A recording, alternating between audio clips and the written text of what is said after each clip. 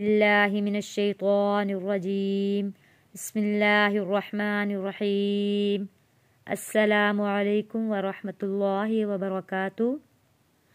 आज का सबक तख्ती नंबर 11 मश्क सुकून पढ़ेंगे। तख्ती नंबर 11 में आज हमने तीसरी लाइन पढ़नी है।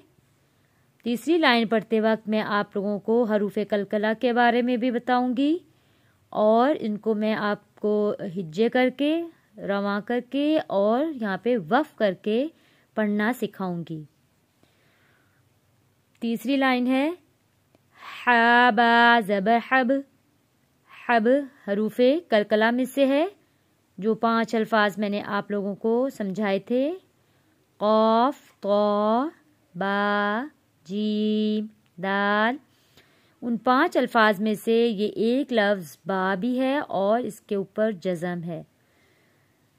इन 5 अल्फाज के ऊपर जब जज़म आ जाएगा तो वो लफ्ज़ कलकला हो जाएगा। कलकला कहते हैं आवाज़ का वापस पलट कर आना। हा बा ज़बर हब, लाम दो पेश लुन, हबलुन। बा पे हमने कलकला अदा किया है और तनवीन पर हमने गुन्ना अदा किया। हबलुन।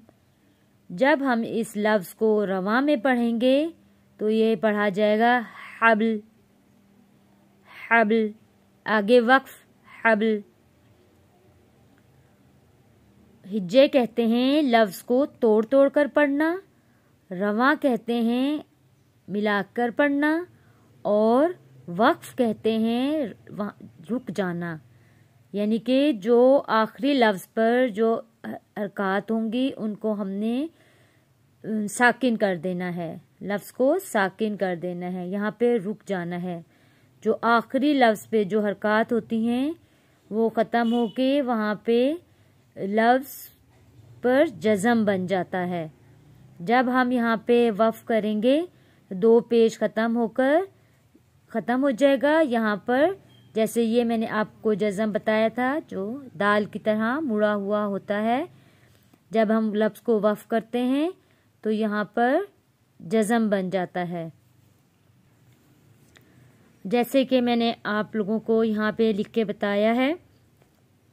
2 पेश है, इसको हमने हिज्जे करते वक्त भी पढ़ना है, लेकिन जब हम यहाँ पे वक्फ अदा करेंगे तो देखें ये 2 पेश ख़त्म हो जाएंगे और यहाँ आखिर में जज़म बन जाएगा। तो इसलिए हम इसको पढ़ेंगे फिर हबल। इसी तरह अगला लफ्ज़ जब हम पढ़ेंगे तो ये 2 ज़ेर ख़त्म हो जाएंगे। 2 ज़ेर ख़त्म होने के बाद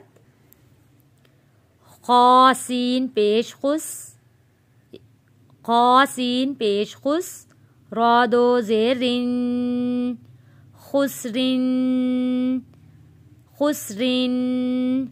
आगे वक्फ खुस्र। देखें जब हम यहाँ पर वक्फ करेंगे 2 ज़ेर ख़त्म हो जाएगी और रा के ऊपर जज़म आ जाएगी। ये मैंने लिखकर आप लोगों की आसानी के लिए, आप लोगों को अच्छा समझाने के लिए मैंने यहाँ पे लिख लिया है। जब हम इसको वक्फ करेंगे तो ये पढ़ा जाएगा खुसरिन। आगे वक्फ खुस्र। अब अगला लफ्ज़ है ख़ा लाम ज़बर क़ल, क़ाफ 2 ज़बर क़न, ख़ल्क़न। जब हम 2 ज़बर को वफ़ करेंगे तो वो एक ज़बर में बदल जाएगा। दोनों ज़बर ख़त्म नहीं होंगे, एक ज़बर ख़त्म होगा वफ़ करने में। तो जब हम एक ज़बर को ख़त्म करेंगे तो यहाँ पर हरूफ़े मद्दा बन जाएगा। अब हम इसको पहले हिज्जे करेंगे। ख़ा लाम ज़बर क़ल, क़ाफ 2 ज़बर क़न, ख़ल्क़न। आगे वक्फ ख़ल्क़ा। जब हमने इसको वक्फ किया तो एक ज़बर ख़त्म हो गया। मैंने यहाँ पे आप लोगों की आसानी के लिए यहाँ पे लिख कर आपको बताया है। देखें अलिफ है, अलिफ से पहले जब एक ज़बर होगा तो हरूफ़े मद्दा पढ़ा जाएगा। जब यह हरूफ़े मद्दा बन जाएगा तो इसको हम ایک الف کے برابر کھینچ کر پڑھیں گے۔ خلقن، آگے وقف، خلقا، یہ ایک زبر میں جب تبدیل ہو گیا تو یہ حروف مدہ پڑھا جائے گا۔ دو زبر کو ایک زبر میں ہم نے بدل دینا ہے، یعنی ایک زبر ختم کر دیں گے۔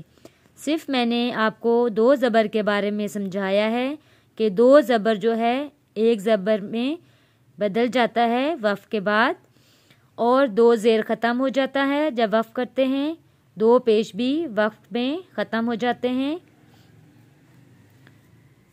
اگلا لفظ پڑھیں گے، سین با زبر سب، حا دو زبر حن، سبحن، آگے وقف، سبحا، یہاں پر بھی ایک زبر ختم ہو جائے گا اور ایک زبر باقی رہ جائے گا۔ جب ایک زبر ختم ہو جائے گا تو حروف مدہ ہوگا۔ دیکھیں ایک زبر آپ یہاں سے ہٹائیں گے جب، تو میں نے آپ کو پچھلی تختی میں سمجھایا تھا کہ الف سے پہلے زبر ہو تو وہ حروف مدہ پڑھا جاتا ہے، ایک الف کے برابر کھینچ کر ادا کرتے ہیں۔ سبحن، آگے وقف، سبحا، سین با زبر سب، قاف دو زبر قن، سبقن، آگے وقف، سبقا، دیکھیں یہاں پر با ہے، حروف قلقلہ بھی ہے، اور یہاں قاف کے اوپر تنوین بھی ہے۔ یہاں پہ ہم قلقلہ ادا کرنا ہے اور یہاں پر قاف کے اوپر غنہ ادا کرنا ہے۔ سبقا، انشاءاللہ آپ کو میرا سمجھایا ہوا سبق ضرور سمجھ میں آیا ہوگا۔ میری کوشش ہے کہ میں جتنے آسان الفاظ استعمال کروں جو آپ لوگوں آسانی سے سمجھ سکیں۔ میری کوشش یہی ہے کہ بہت ہی آسان طریقے سے آپ لوگوں کو سمجھاؤں۔ میری اللہ تعالیٰ سے دعا ہے کہ میں جو سمجھاؤں اور جو اچھا سمجھنا چاہتے ہیں اللہ تعالیٰ ان کے لیے آسانیاں پیدا کریں اور میرا سمجھایا ہوا سبق آپ لوگوں کو سمجھ آ جائے۔ اپنی دعاؤں میں یاد رکھیے گا۔ السلام علیکم ورحمۃ اللہ وبرکاتہ۔